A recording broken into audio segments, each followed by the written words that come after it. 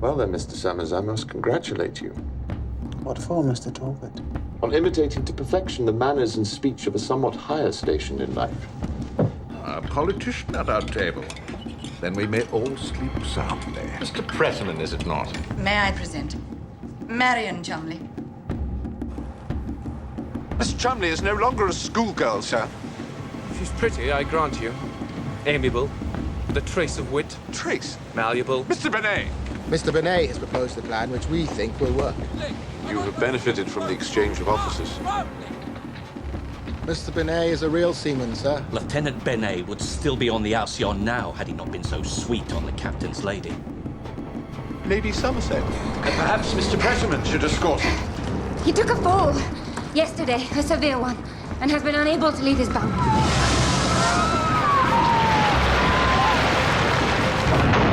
I can't drown, sir! I can't drown! Goodness sakes, man! Pull yourself together!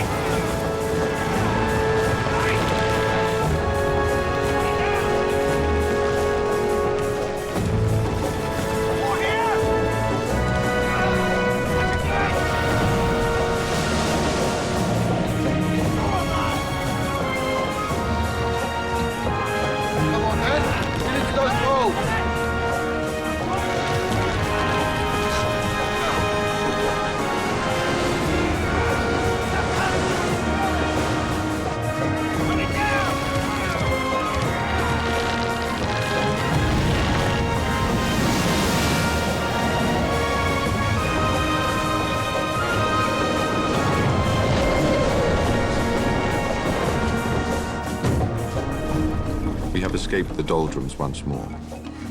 Since Mr. Benet's success in removing our weed, we now travel at a much improved 5.5 knots. But we are fragile. We are held together by ropes and cables. We are, it seems, a broken ship.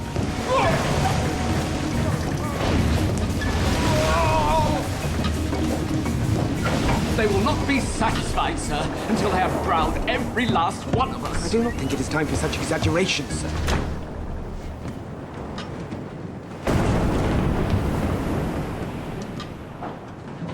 I trust you are more the thing, Mr. Talbot. I'm feeling perfectly recovered, thank you. I took the liberty of inspecting your old cabin. What a ghastly mess your servant left behind. Coward of a man, if ever I met one. I do not wish to discuss the matter, gentlemen. Now you are here, sir, you'd better be co-opted at once. The motion before the committee is this. Committee? How are we a committee? Mr. Bowles was elected chairman of this meeting. Do you wish it adjourned, or will you leave it? Allow me, Mr. Brockman. Mr. Talbot may be forgiven for supposing this is no more than a social gathering. We have constituted ourselves an ad hoc committee and have come to certain conclusions. Our motion is intolerable, but we believe there may be a remedy. Which is? We suppose that relief might be found by an alteration of course away from the wind and towards a South American port, where the ship might be repaired and our health restored. If such an alteration were necessary, surely our officers would have made it. They may think of the ship, but we may go whistle for consideration. We are taking in water faster than they can pump it out. The decision to change course is not mine or yours, but the captain's. All we plan at the moment is to make our wishes known. I wish you the best of luck. In fact, Mr. Talbot, I must break it to you that in absentia, you have been elected to... How shall I say? Bell the cat. There was no one more able, Mr. Talbot. You may take poor little Phoebe with you and pull up her smock and show Captain Anderson her rash. Pike, for the love of God! No one else is so likely to have influence with the captain. Your godfather being... Let me think! If we go to him, then we go with great care. The position of a passenger on a man of war is... The power of the captain may well be absolute. But we are no longer at war, sir. And we are not about to start a mutiny. If you are to approach the captain, it must be your last resort. I will try to persuade the first lieutenant that he should carry your wishes forward. And if the captain refuses to listen to Mr. Summers? Yes, I shall go myself.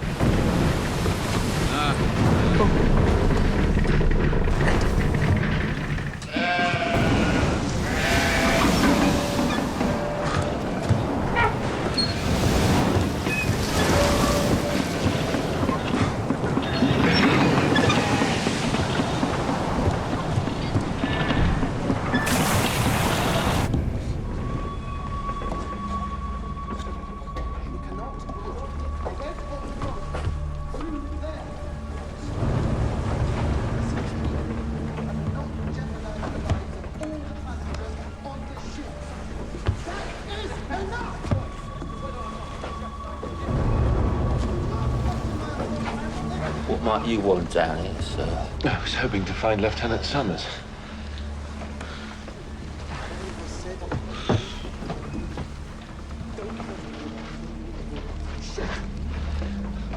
Don't mind Mr. Davies. He won't trouble you, know. Not feeling quite the thing, are you, Mr. Talbot? Not so much the Lord these days. I may not be a peer, Mr. Askew, but I am commissioned to serve His Majesty in ways you probably never heard of and would never understand. You will oblige me by paying my position the respect due to it from a warrant officer of the Navy, however senior. Oddly lovable, is it? Laughable. Carry on. You're swaying about. The hoity-toity. I liked the way you took those blows on the head and come up again all set to be a hero. You'll be a man one day, I said to myself, if someone don't kill him first. Only you don't know nothing, do you? Make a private conversation of this, sir, and I shall know how to answer you. Davies, no trouble.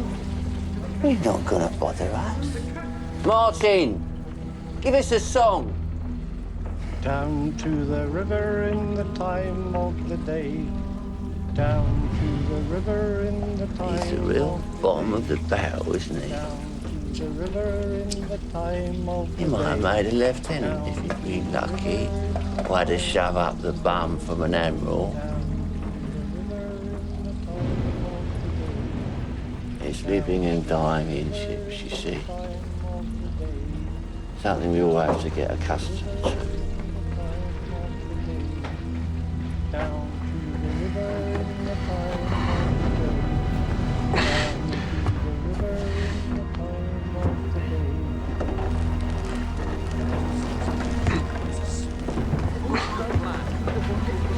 river in the time of the day. I'm more experienced than you with the ship.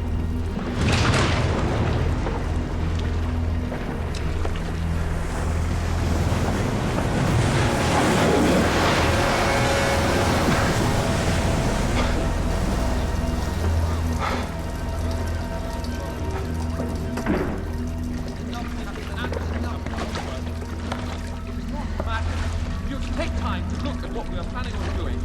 And you want to consider the madness, but you will think it is more madness to simply drift around idly in the seas, going nowhere. Mr. Talbot. This way, sir.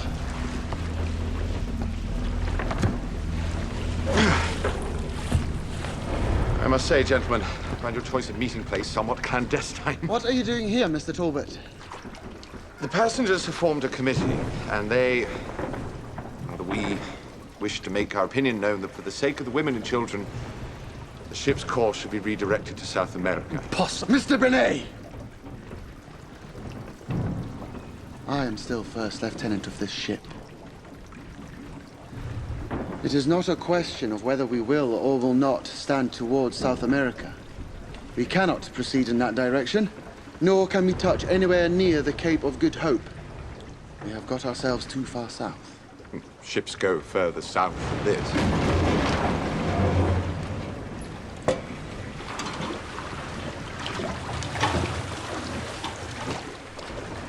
The ship's problem goes back to when she was built. They say of these ships that they were built by the mile and sawn off as required. Building defects are way too common in warships. They save the copper to line someone's pocket. Men do such things. We feel she moves too much. We cannot use the foremast, and as a consequence, we cannot use the mizzenmast either. All is lost, then. By obedience to the forces of nature, we may just outwit them. It will be a long voyage, Mr. Talbot.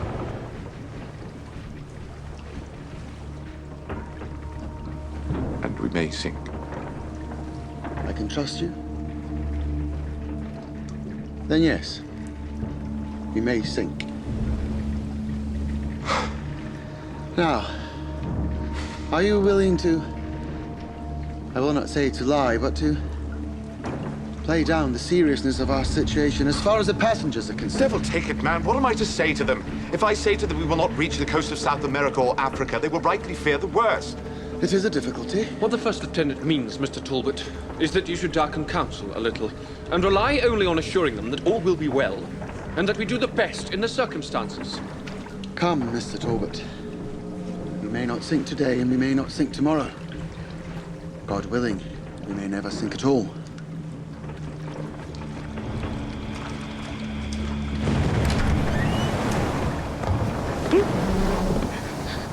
Where's the committee?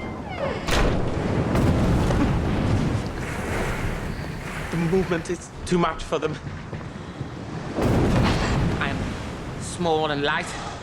Do not get flung about so much.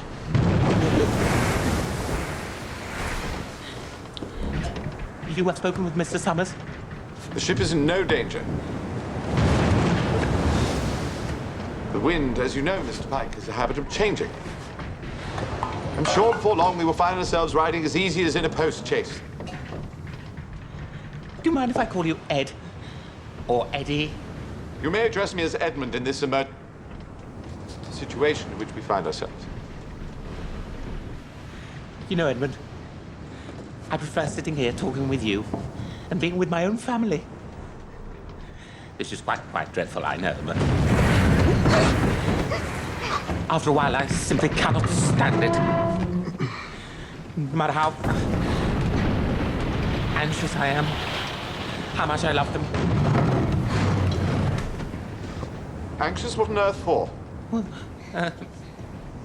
Mrs. Pike seems to think I can do something. Which, to tell you the truth, is why I'm here, but no. I cannot. That hurts more than anything. You should find her faith in you flattering, Mr. Dick. You said our children were too young for the French, but they are not too young for our Lord. If they should slip through my hands in this devilish place, this desert. Come, Dick, pull yourself together. I couldn't leave them to sink. Not here. Stop blubbering, man. Anyone would think you was a girl, curse it.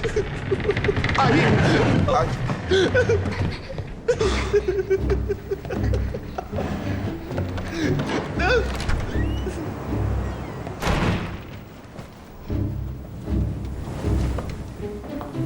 Mr. Talbot.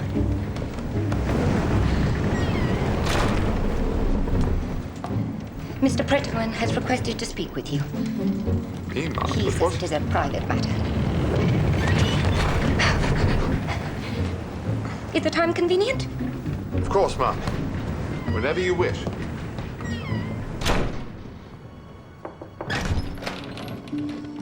Lucius? It is Mr. Talbot, come to see you.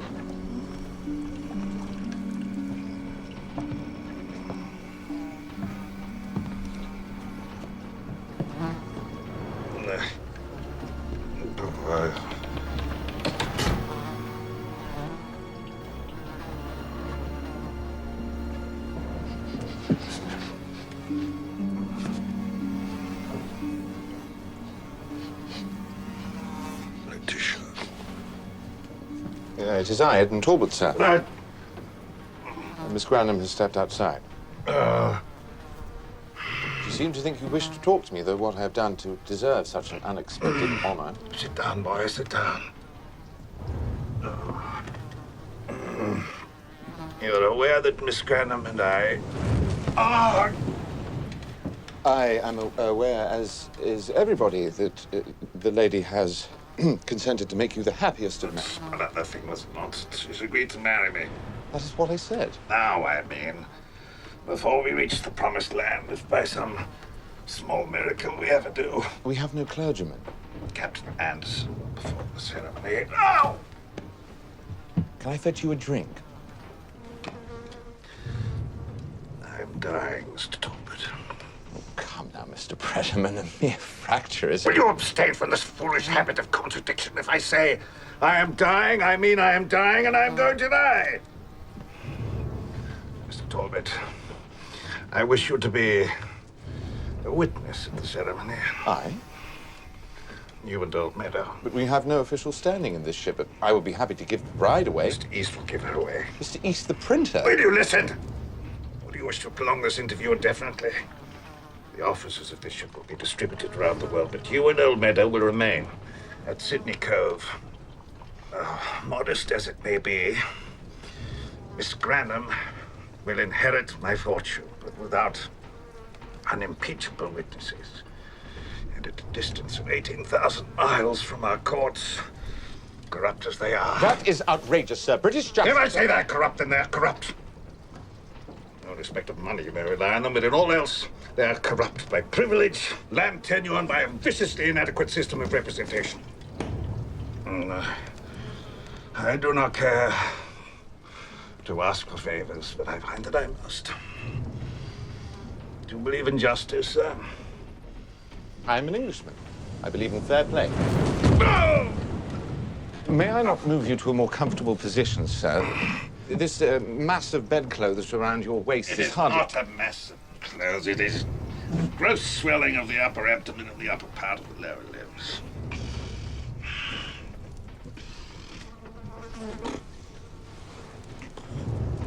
God.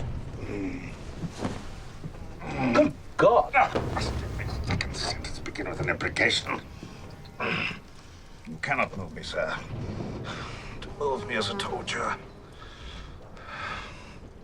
Come closer, Mr. Talbot.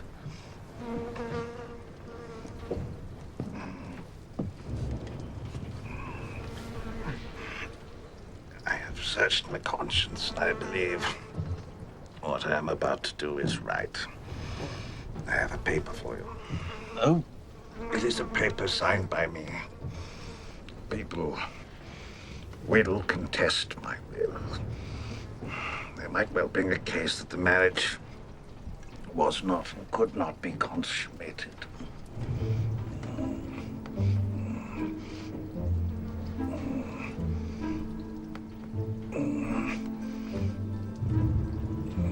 I do not follow what I am supposed to do, Mr. Pretterman. I have written a plain declaration that I have had carnal knowledge of the lady during the voyage, before the marriage. Good. You're about to say something? Nothing. You will find in my possessions a green leather case.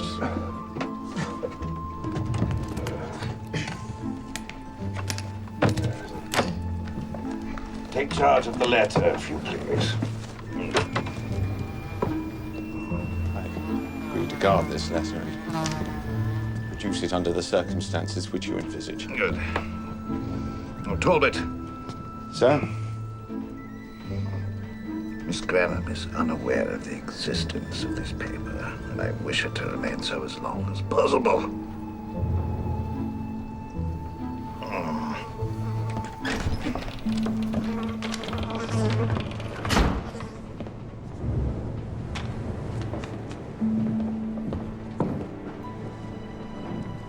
That is a lady's cabin. Excuse me, my lad. Miss Granham. Mr. Summers was kind enough to provide me with dry clothing. Your business with Mr. Prettyman is concluded. Indeed it is. Apologies if I startled you, Mum.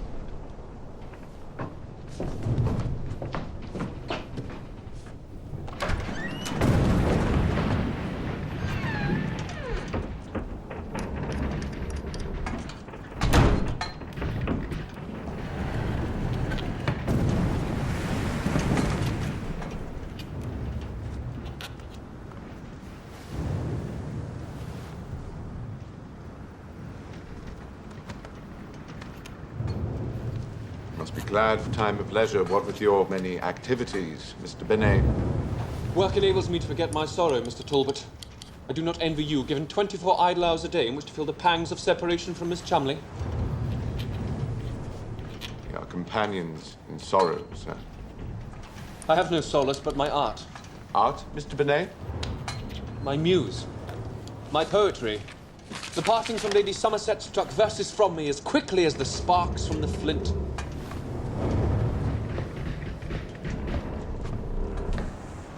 The salutation which she cast from ship to ship had been our last. Her eye had dropped a winking tear. Yes, I'm sure the verses will be very pretty, Mr. Benet, once properly written down and corrected. You find some fault? I could detect a little enjambment, yes, but that's by the by. She was with Miss Chumley. Did Miss Chumley not speak? She came to the rail as Alcyon moved away. She looked woebegone. I dare say she was feeling seasick. I doubt you have the sensibility to understand the completeness of separation. I believe I have as much sensibility as the next man, sir. The instant I saw Miss Chumley, I was struck by... No, destroyed by lightning.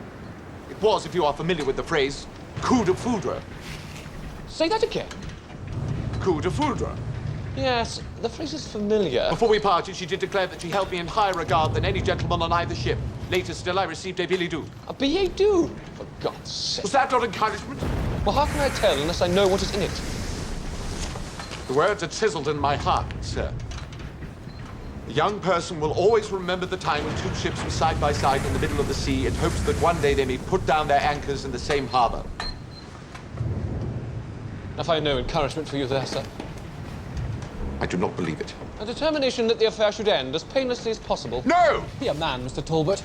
Do I whine or repent? As I have no hope whatever of seeing the beloved object again. All that consoles me is my genius. She felt as I do!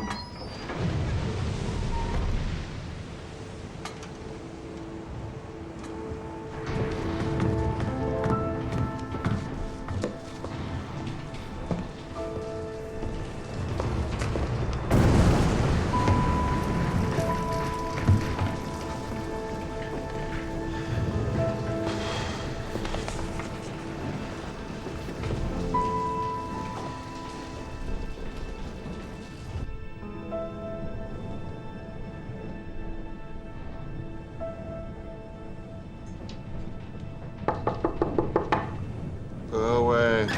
Sir, wake up, sir. You are required. What for? The wedding, sir. It's today.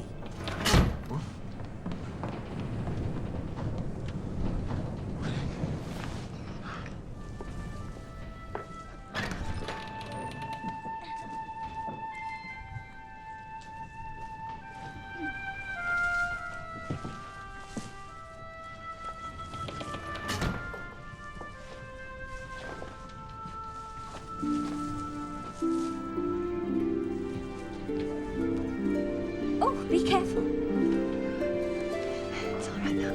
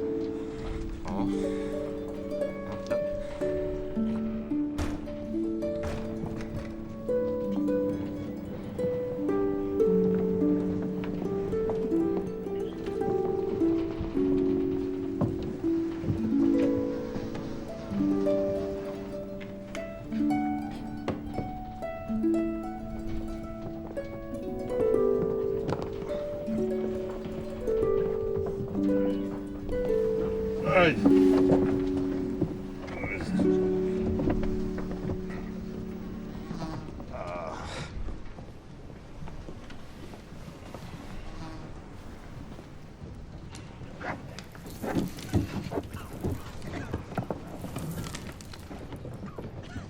witnesses. Oblige us by letting us through.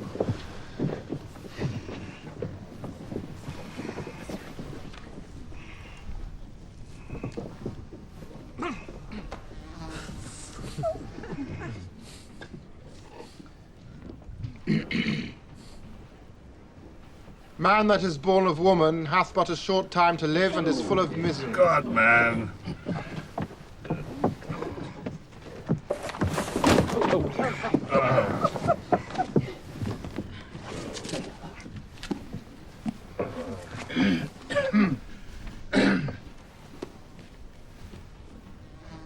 Dearly beloved, we are gathered together here in the sight of God, and in the face of this congregation, to join together this man and this woman in holy matrimony, which is an honorable estate instituted of God in the time of man's innocency, signifying unto us the mystical union that is betwixt Christ and his church, which holy estate Christ adorned and beautified with his presence and first miracle that he wrought in Cana of Galilee. Therefore, if any man can show any just cause why they may not lawfully be joined together, let him now speak, or else hereafter forever hold his peace.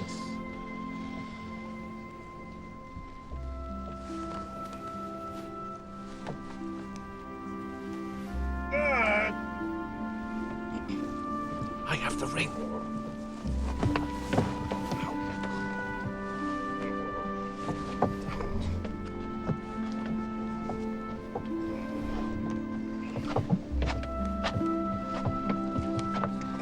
Mr. Pretterman, if you could repeat after me. With this ring, I thee wed.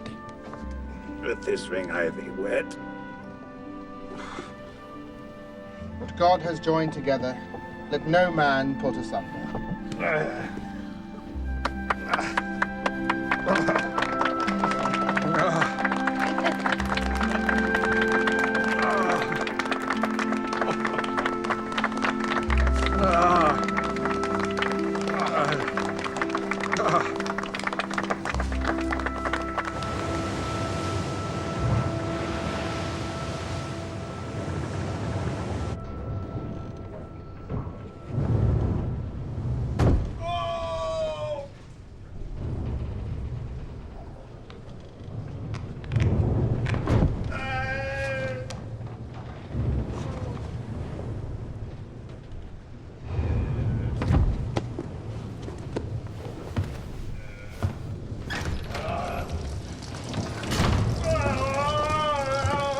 Benet, what brings you down here?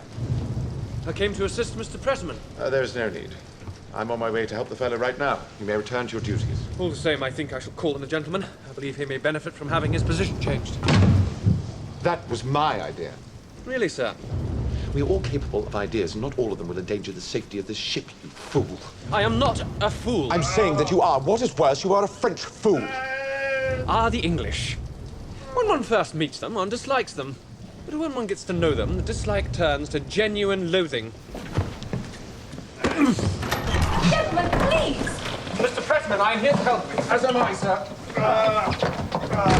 Sir, I believe my idea is to anything to relieve this agony. Move me if you will. This way. No, this way. Gently with him.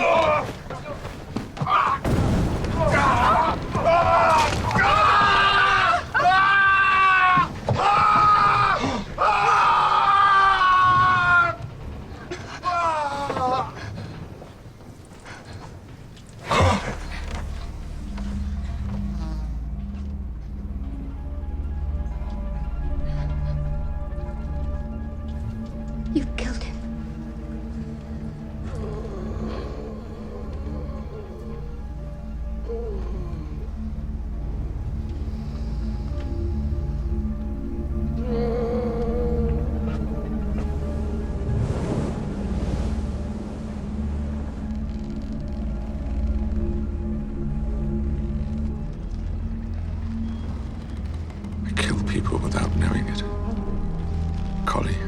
Wheeler. Now Mr. Presserman.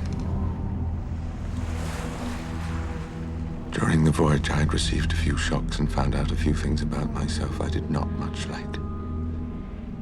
But this new event was like falling into the darkness of a measureless pit.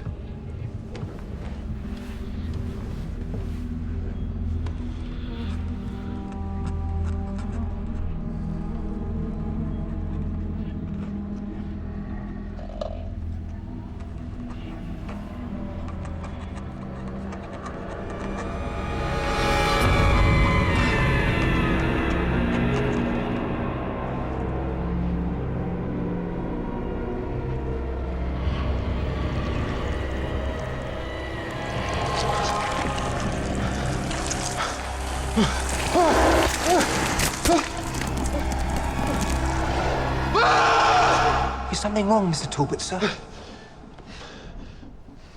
No, Phillips. Why should there be? You were calling out, sir.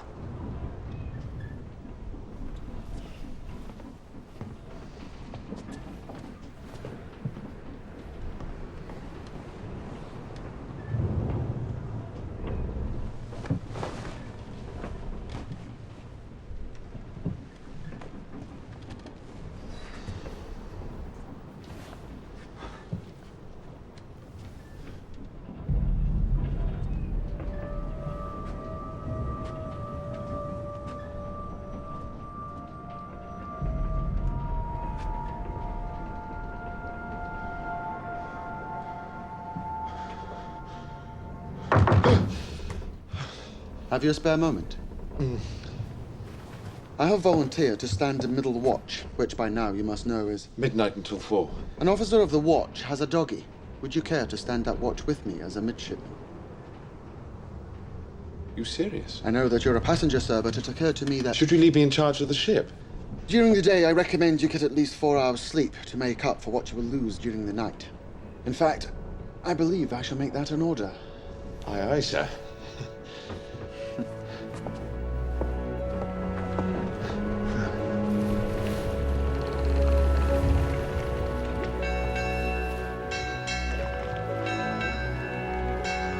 Night, Mr. Summers. Thank you, Mr. Commissioner.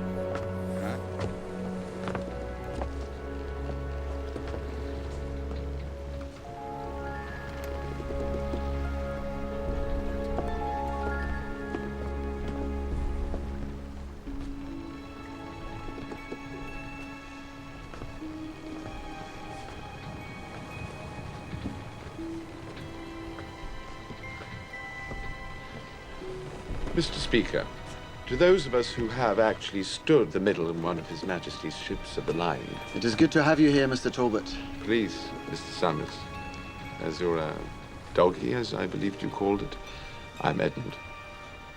Then I am Charles.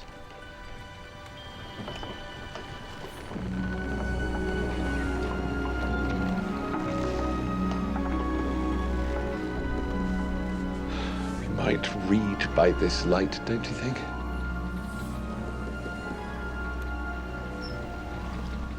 Where are we? You mean our position? I wish I could tell you. We know our latitude, if that is any comfort. It is all Columbus ever knew. An Italian who left Spain looking for India and found America.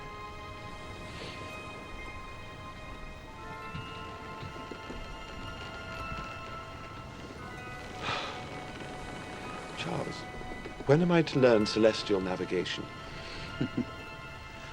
That will have to wait, I'm afraid, Edmund.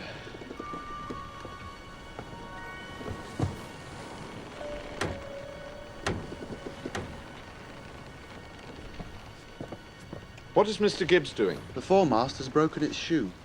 You knew that, surely. When we were taken aback. It is why we have spread no sail on it. And the mizzenmast? Balance, Edmund. You cannot rig one without the other. Forgive me, I'm still learning. Mr. Gibbs is securing the mast as best he can. If we do not make progress soon, we may all starve out here, that is a fact. There's nothing we can do. Mr. Benet believes he can reduce the movement so we may rig a sail. By scientific means, he wishes to secure the foremast using the forcing contraction of red-hot iron. Shrinking metal on wood? The model he showed Captain Anderson and myself worked. I will allow him that. On a larger scale, he could indeed pull the foremast back into position. You do not sound convinced, Charles. We are at sea. Any mistake and the mast may slip and go through the bottom of the ship. Then he is insane to even suggest such an idea. The captain is yet to make his decision. How may the captain even consider such a Mr. Benet is a most persuasive young man. He will go far. If he lives.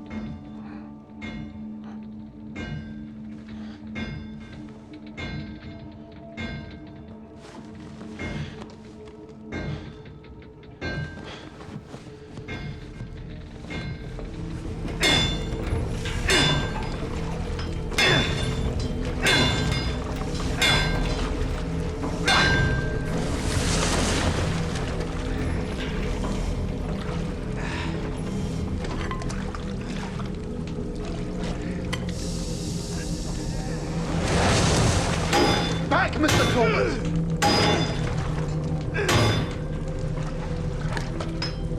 Carry on, Miss Benet.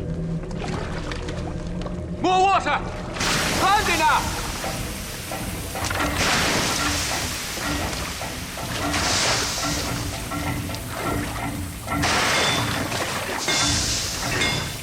Keep watching this side!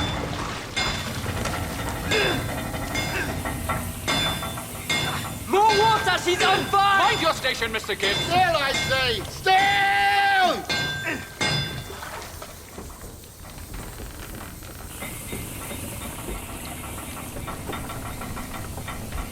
Sir, I fear that... Quiet!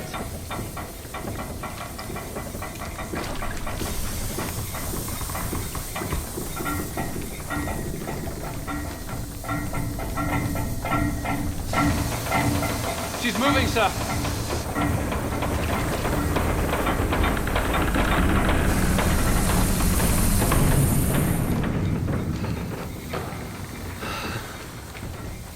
Congratulations, Mr. Benet. I believe you was the originator here. Thank you, sir. You too, Mr. Coombe. Thank you, sir. Mr. Summers, come with me.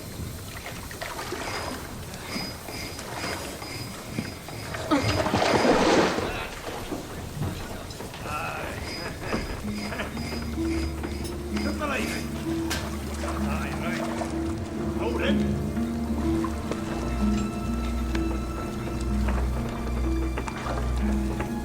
Good God. Do you understand what you see, Mr. Talbot? The wood must be on fire within. For a little while, no more. Do you mean to burn us all before any of our other dangers finish us? Easy, Mr. Talbot. The channels are much larger than the bolts. Air cannot enter. When the air is depleted of its oxygen, it will start to cool, and there will be no more than a layer of charcoal inside the channels. But do you see the degree of force we have at our disposal? Which is terrifying. The mast was moved upright in a matter of seconds. We may now rig it with sail. And our speed will increase? What was that? Something taking up. It does not matter. Thy face is veiled, thou mighty form. The dry, the chill, the moist, the warm. There's nothing personal against Mr. Benet, but the plan itself is flawed. You've done nothing but obstruct the man since he came aboard. Obstruct, sir. You could learn a lot from Mr. Benet, Mr. Summers. He is a fine officer and has a bright future, whereas you, sir... Captain, sir, the flames are red hot. There will still be fire within which might endanger the safety of the I'm ship. aware of your opinion, sir. Be aware of mine and cease this constant sniping. Right on. What's that up?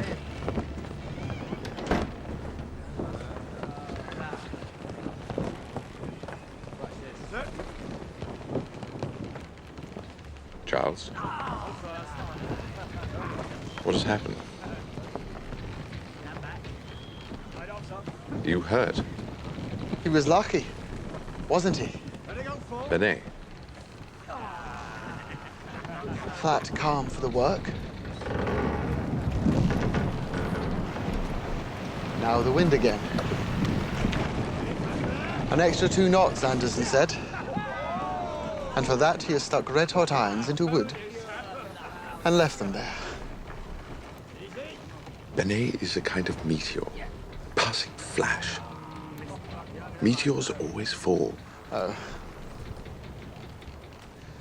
He will nigh on double our speed. That's a fool.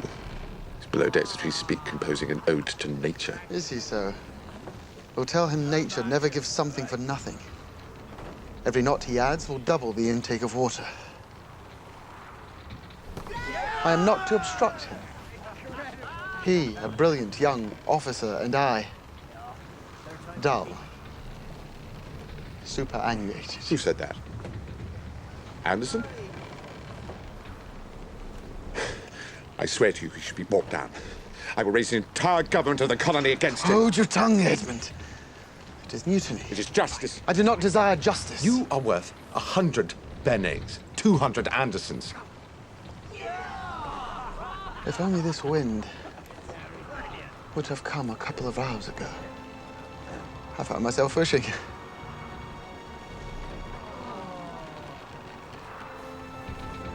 No. No, the mast repaired. Our speed will increase, and I am glad of it. You must all be glad. Why are we such creatures that a few sentences of an angry man should matter more than the prospect of death?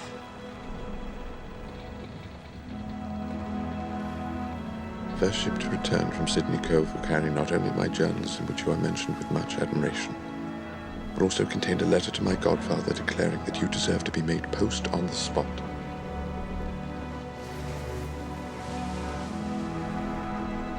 Can you do so? Exactly as I've said.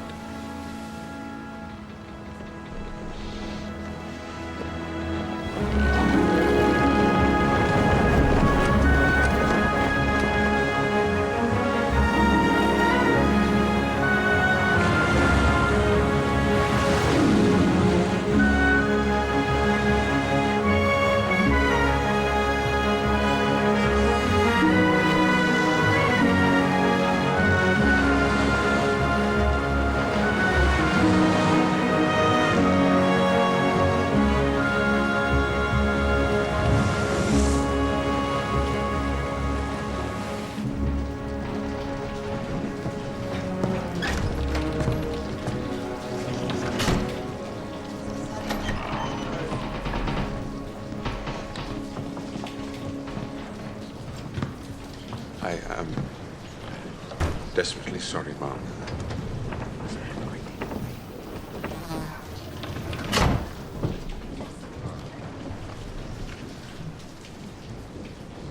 Could I say it?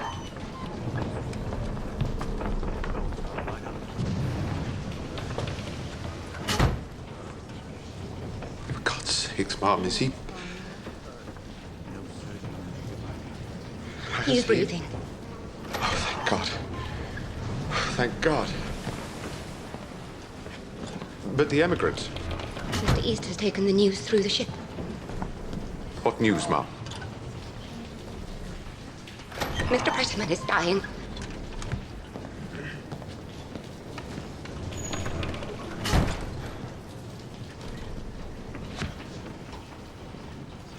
I don't know what to You say, never Mom. have, Mr. Talbot. This voyage will be famous in history, not for you, but for him. You thought it was a comedy. But it is a tragedy. A tragedy for the world we are approaching and hope to reach. Mom. I saw you come aboard with your privileges about you like a cloud of pinchbeck glory. Now you have trodden with your clumsy feet into a place which you do not understand and where you are not welcome. You will regard you indifferently, not as a man, but as an agent of his death. He will be above forgiving you. But I am not above it, sir. And I will never, never forgive you.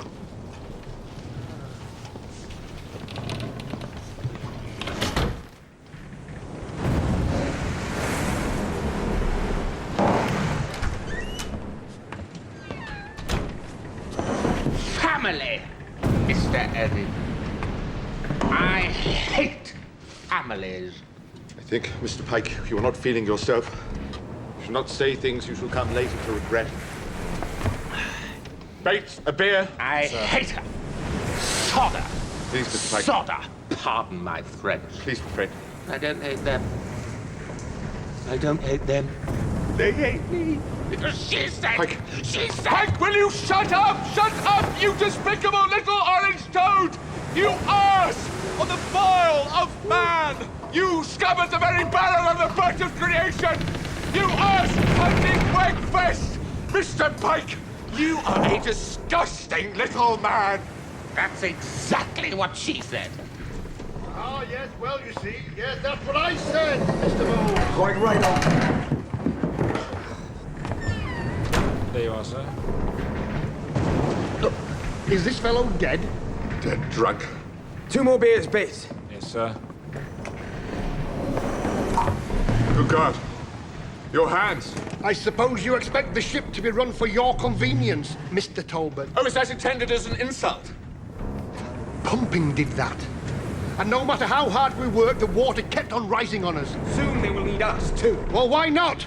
He took my men without so much as a by your leave. Mr. Summers? Well, yes, Lieutenant fucking Summers. I said, why don't you take the passengers? Bowles, Pike, Talbot, Brocklebank, even that sodden old wreck would last a minute or two. We're told that danger brings men together. I see little evidence of it here, gentlemen. We are civilians, you and I. Why should we get involved? I am no longer a civilian, sir. Lord Talbot has been promoted to midshipman. Every middle watch I attend with Mr. Summers. So in answer to your question, no, sir.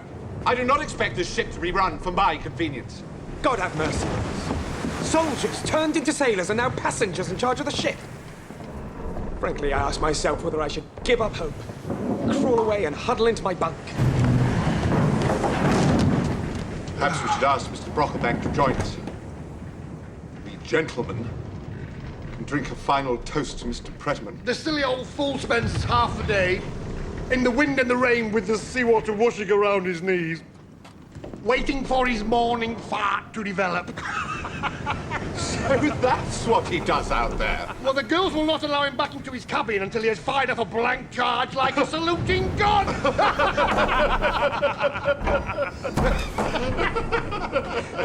Did somebody mention my name?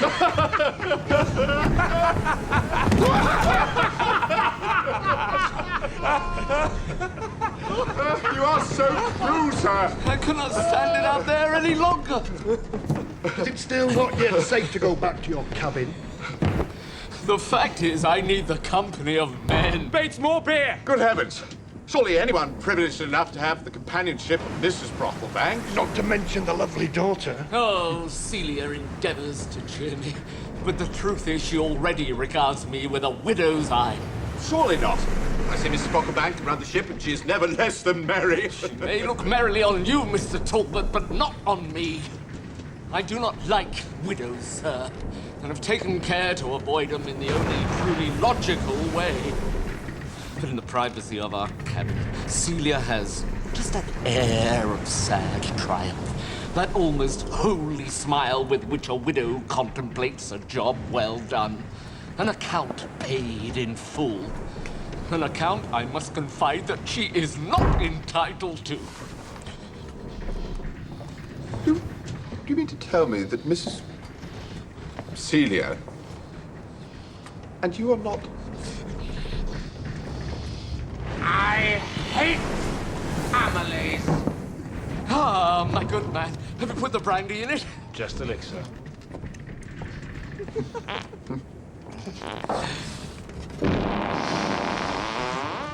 There she blows!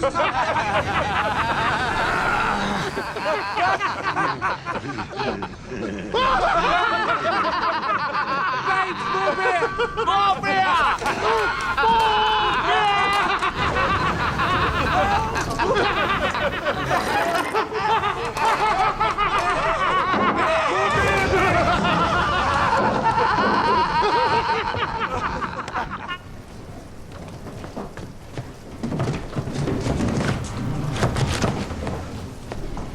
Ah!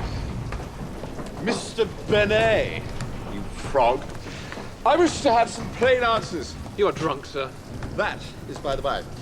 I wish to understand more clearly your relationship with a certain lady. You mean Miss Chumley, I suppose? I'm more concerned with a lady of maturer years.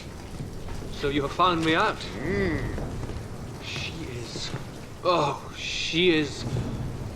Since thou didst doff thy woman's weeds, and loose the glories of thy hair, the eye that weeps, the heart that bleeds... So you did have a criminal connection with her, and Miss Chumley was witness to it. What connection? Lady Somerset. The heart grows with understanding. Did you have her, and did Miss Chumley see it? I might resent your words, Mr. Talbot, on her behalf and my own.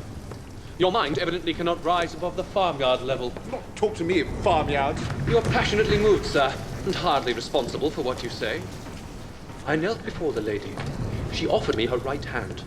I turned it over, dropped a kiss in the dewy palm, and closed the slender fingers over it. That was all? That was all.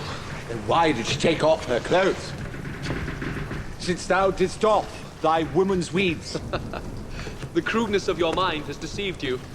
Had you let me finish, the eye that weeps, the heart that bleeds, has found a refuge in thy care, Letitia, though thy hand be given to another. Miss Crab, you were writing poetry to Mrs. Prettyman. Can you think of a worthier aim? She is all that the ages have looked forward to. You wish to kiss her hand? Well, I've no doubt she will oblige. Let us tap on her door. Well, if you ask nicely, she might let you kiss her inside and outside for a full wash by a sand glass. You are nauseous, sir. I believe I am, sir. But at least I do not drool around the oceans, dropping kisses into the palms of women old enough to be my mother. You had best stick to schoolgirls, Mr. Talbot. I resent the plural, sir. For me, there's only one school. Lady. You are loveless, Mr. Talbot. It is your main defect. I? Loveless? I am saying... Ha ha, sir. Do you hear, sir? We will continue this conversation when you are sober. I bid you good day. Miss Phillips, do you hear? Sir? We are in love with our mothers.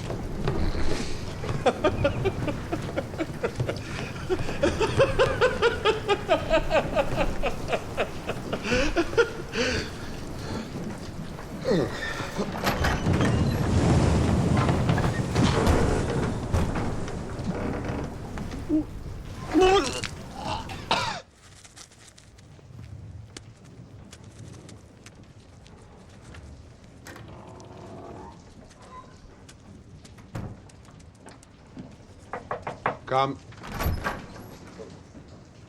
Well, this is unexpected. I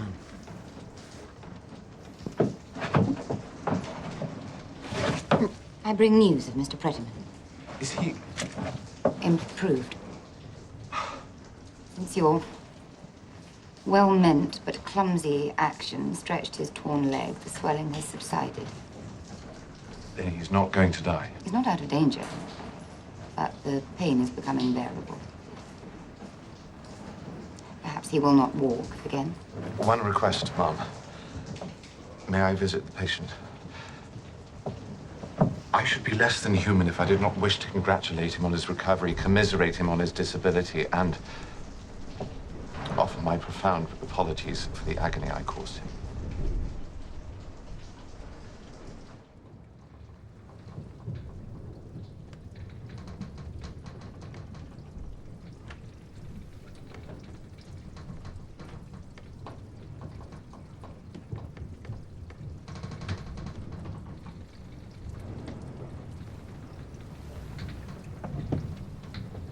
Tinder. Good God. No. No. You had to move, didn't you? You had to speak. You had to wake me up. The word was involuntary. You said Pinder. There, by your hand. A quotation when I drifted off. Somewhere in the 6th Olympian. Grey hairs flourish even among young men. That is not in the 6th Olympian, sir. It is at the end of the 4th. Here at the end. So so you know. You're all having a rough time of it, sir. I dare say I could find a few grey hairs of my own. Oh, not that boy. Greek. You've kept it up. Why? Just liked it, I suppose. A boy of her age who has kept up his Greek can be entirely witless. Silly, perhaps, but there's some inkling of a wider view. I'm not precisely a boy, sir. Yeah, but not precisely a man either. I know fear. I know friendship. And above all, I know love. I came in to say, sir, that I congratulate you on your recovery and apologize for my part in it.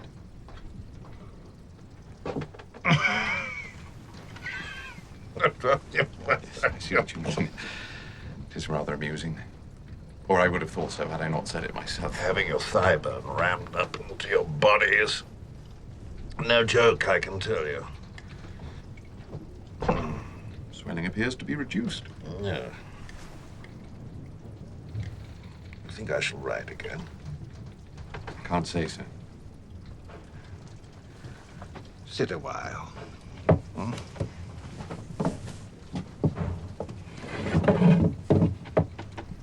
Been meaning to ask you for some time. What is the purpose of your voyage?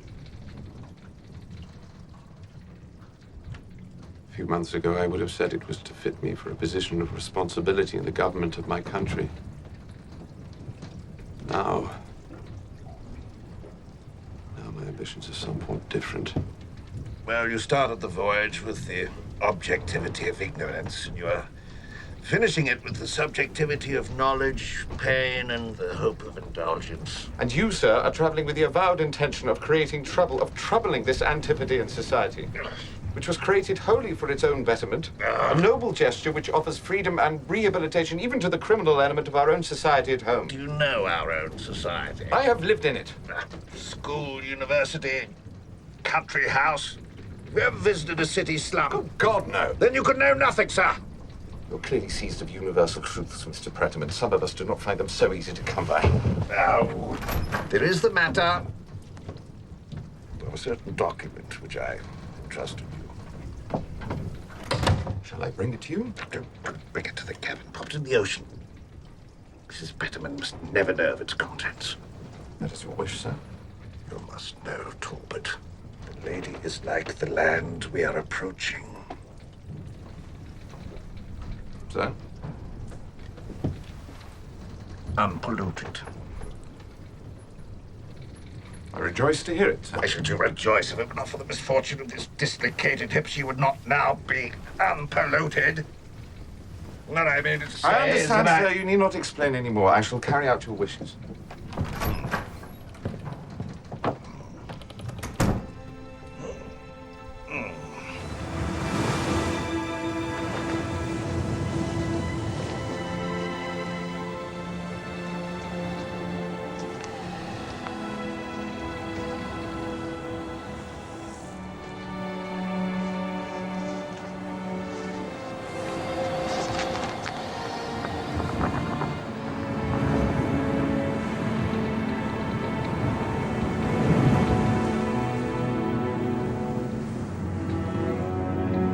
I left Mr. Pretterman's cabin with the most mixed feelings. Happiness, strangely enough, being the uppermost.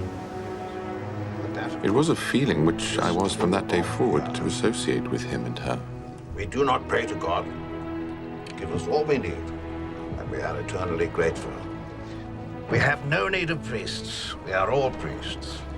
No matter what nonsense Mr. Pretterman talks, the listener cannot help but come away with a sense of well-being, of enlightenment. Well, South America was an entirely different country from one that Conrad discovered. And how could it be otherwise, having been devastated by the Roman Catholic Church? Feeling that the universe is great, glorious. I may see the promised land, glimpse. Quite unlike any people I have ever met. The country itself will be for other men. We talk of the crown, the principle of hereditary honors, the dangers of democracy, Christianity, the family, war.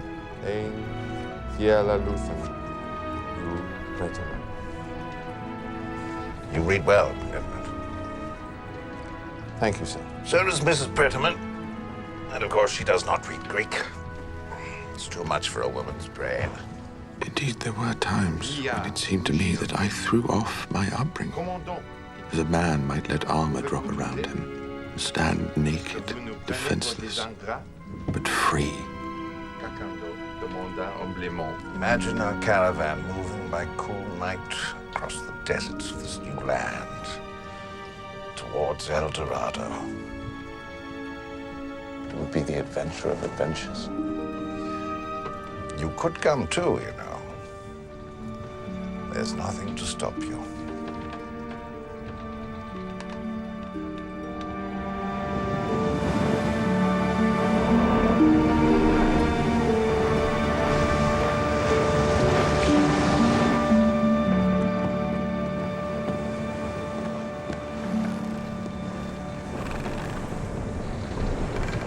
I have been at the foremast again, Edmund. The plates are still hot.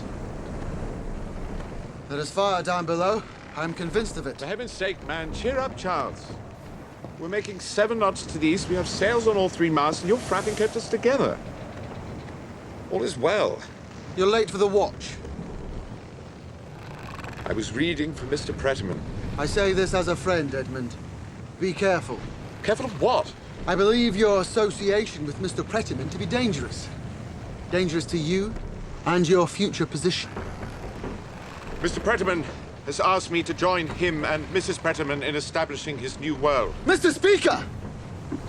To those of us who have so blatantly thrown away the privilege we were born into. I discuss philosophical matters with another gentleman, that is all. There are hardly conversations we could share.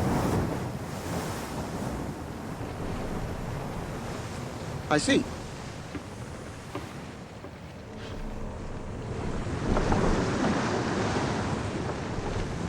Cheer up, man. We have the dawn. Ha!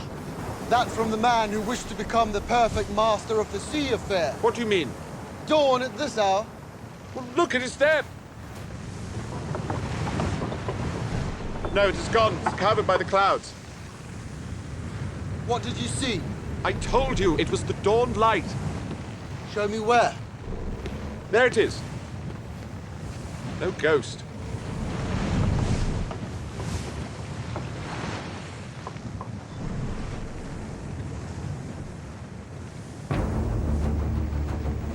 Heaven help us all. Why? What is the matter? It is ice.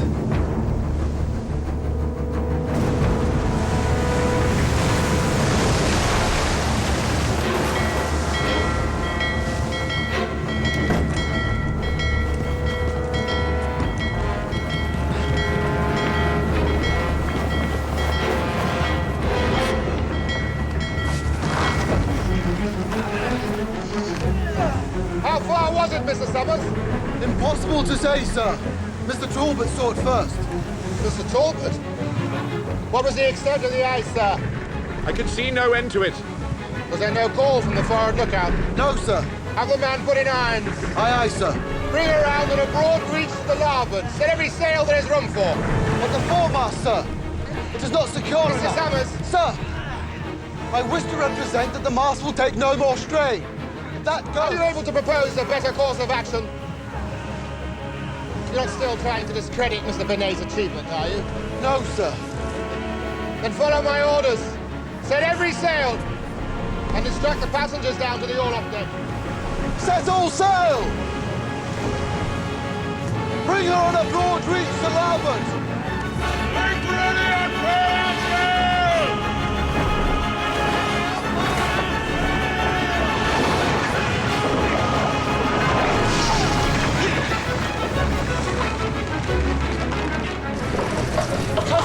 Todd, what's happened? There's nothing, Pike. Consider our Precaution, nothing more. Consider my pain. Wilma, I'm dying! We're all dying! Todd. Wilma! I've heard mention of ice. Either we shall weather it, or we shall have nothing left. We shall have dignity left. That is Roman, Mark. I prefer to think of it as British, Mr. Edmund. What of Mr. Preston?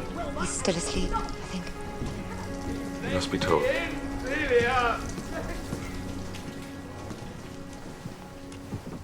You are awake, sir.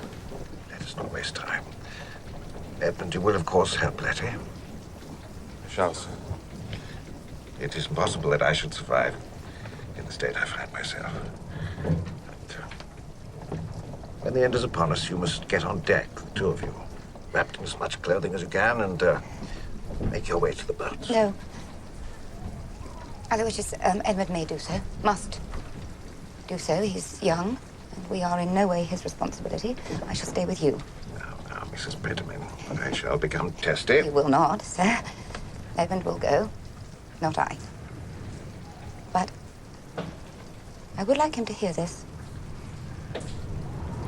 For I believe he is in much need of an example.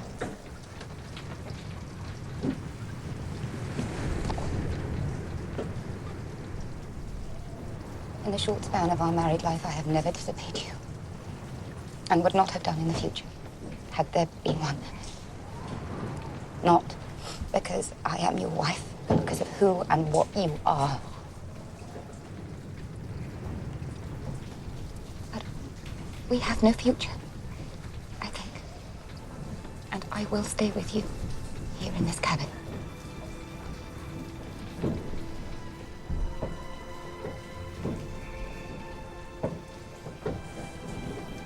Goodbye, Edmund.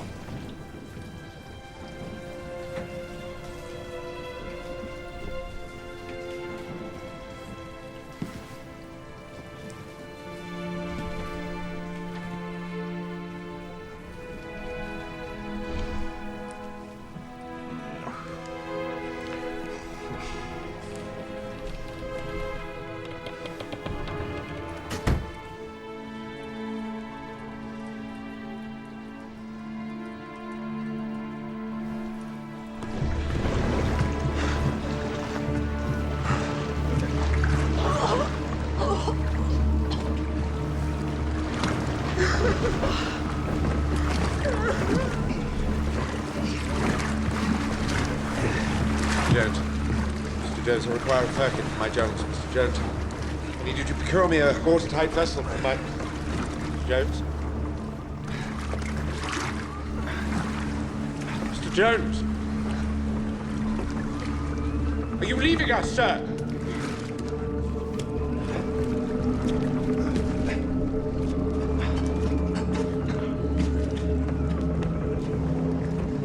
Steer north, nothing to the east. Rise up! All out the spanker!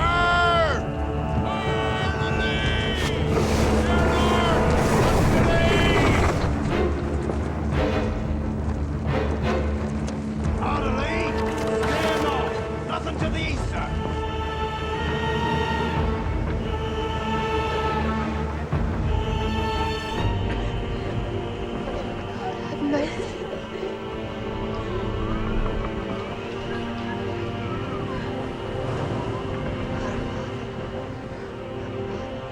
We are in a place for no man. For sea gods, perhaps. That great and ultimate power which surely must support the visible universe. Somewhere in the darkness, I have found myself articulating spontaneous prayers which I know as they burst from my lips are useless.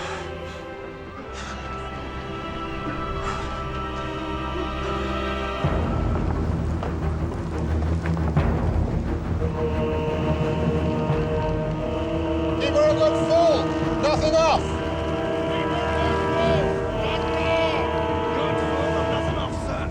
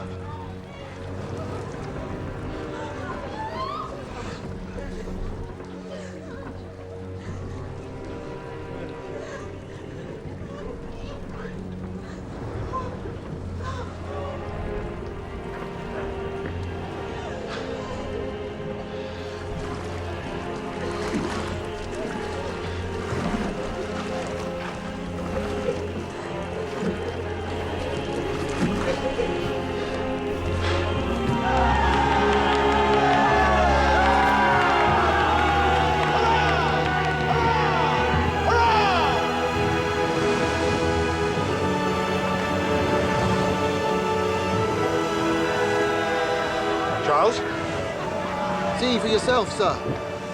You have escaped the ice.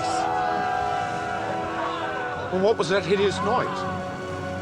The purser was not so fortunate, sir. His boat was crushed on the boom.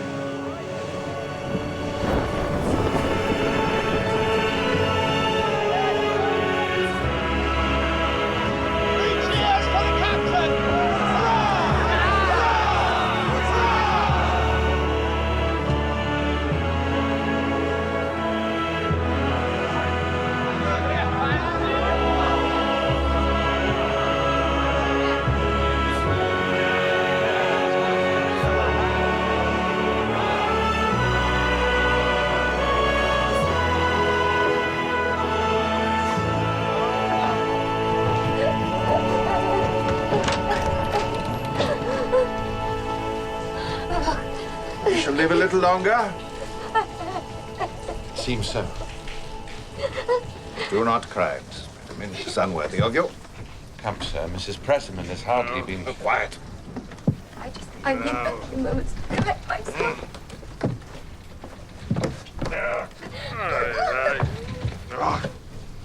Shall I go after her? She will not faint. She might cry, but she will not faint. I think, sir, that... Well, don't. I will not have you interfering in her education. Education? Do you suppose we ever contrive to lead a caravan to found the ideal city that she can afford feminine weakness? Allow me to tell you, Mr. Prettyman, I have met no woman... No. Yes, I have met no grown woman who has so impressed me with her lack of those same female weaknesses as you are trying so hard to eradicate. You know nothing, boy. I revere Mrs. Prettyman, sir, and I do not mind admitting it. I value her highly. Oh, what has that to do with anything? I am an educationist, sir, and I will not have any judgment in that matter questioned. A man who has worked on his own character as long as I have may perhaps be credited with some knowledge of that of others. And pray, sir, what work have you done on your own character to so improve it? Is it not obvious? No, sir, frankly, it is not. It is unendurable to be lectured by a stubborn Leave us, boy. Ed. No, no, go! Please. No! Go! Damn hip! Ah!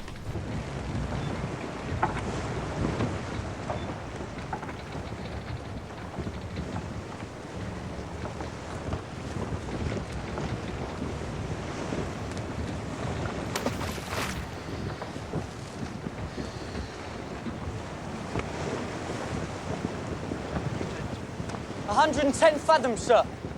Bear away, Mr. Commerson. 2 points large. Bear away! 2 points large! Bear away! 2 points large, sir.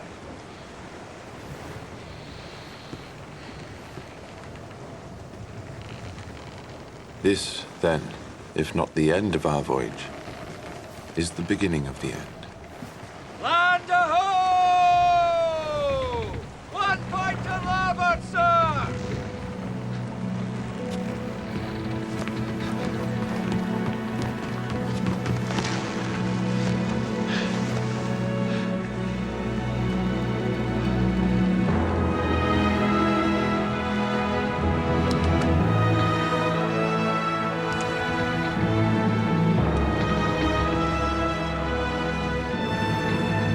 I will not subscribe to the furious rubbish of my country, right or wrong.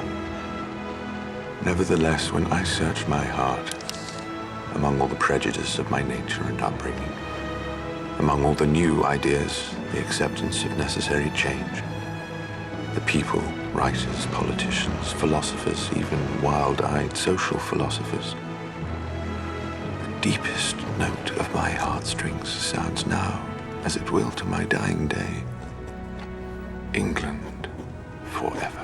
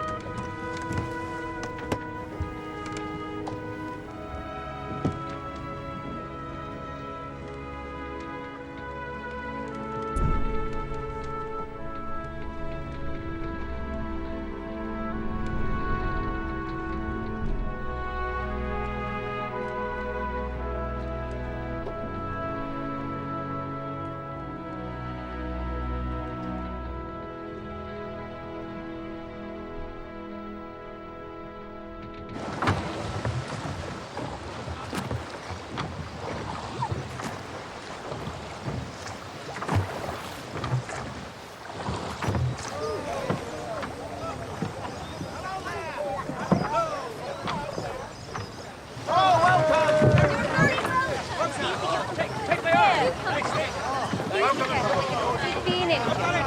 You need to be very careful with his left hand. That's close, carefully. Little assistance. Wait.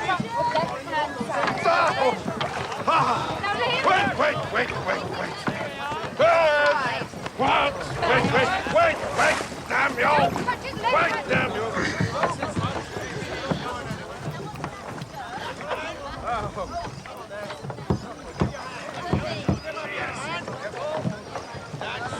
Mr. Talbot, the governor sends his regards, sir.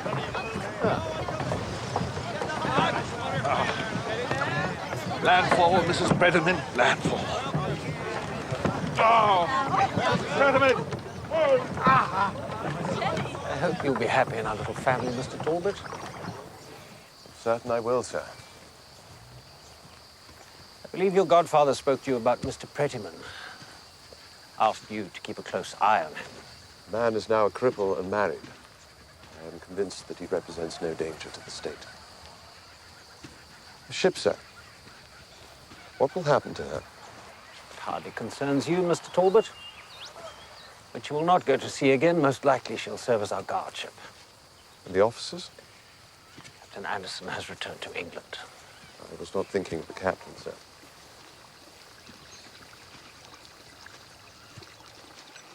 You interest me, Mr. Talbot. Proceed. I was hoping to find, sir, that you would be able to use your vast experience of things naval to promote a man who is not only my friend, but a fine seaman. I already offered the command of the ship to Lieutenant Benet. I see. As I expected, he declined it. He did, however, press the claims of Lieutenant Summers, as Captain Anderson had already done so. And Charles Summers will be a captain. He will indeed.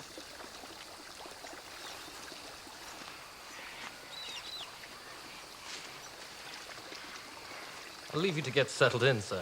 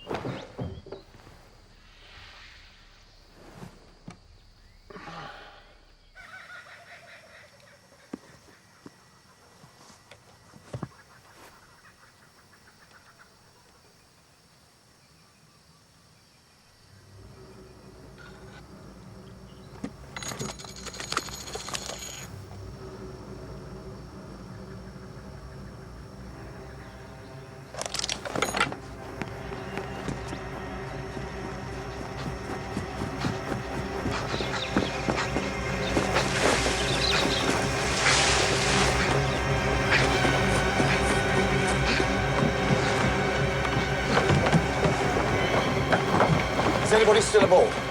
Mr. Summers was seen offloading, sir. Oh, no.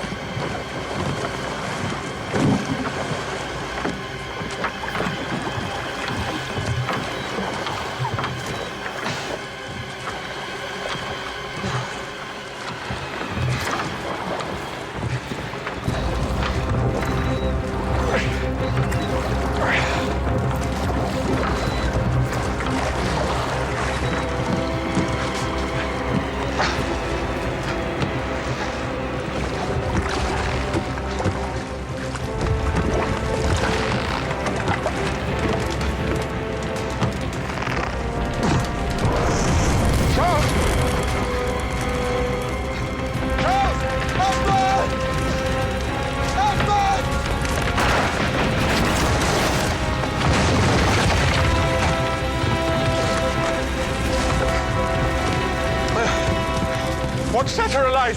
Benet's repairs to the foremast! I told you there was fire down below! Run!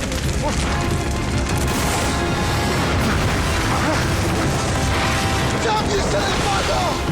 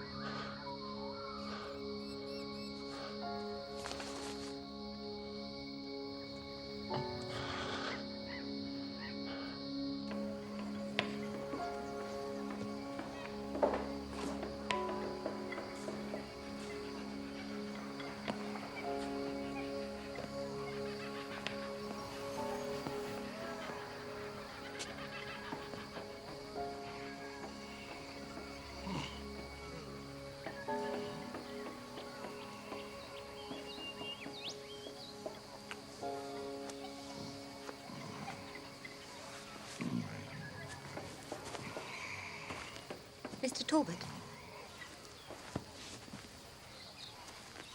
I came to visit the patient. And to read to him, if he wishes. We are no longer at sea, sir. It will do your position no good to be seen with Mr. Pretterman.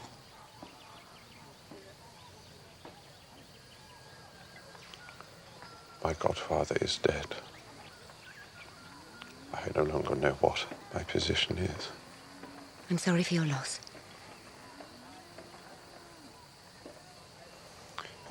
Have you seen anything of Mrs. Brocklebank? Pike? Old Meadow? They seem to have vanished. They all had lives to get on with, sir. The voyage has been a considerable part of your life, sir, but do not refine upon its nature. It was not an odyssey. It is no type, emblem, metaphor of the human condition. It is, or rather, was what it was.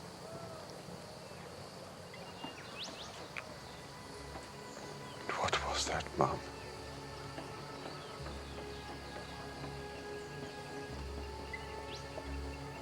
A series of events.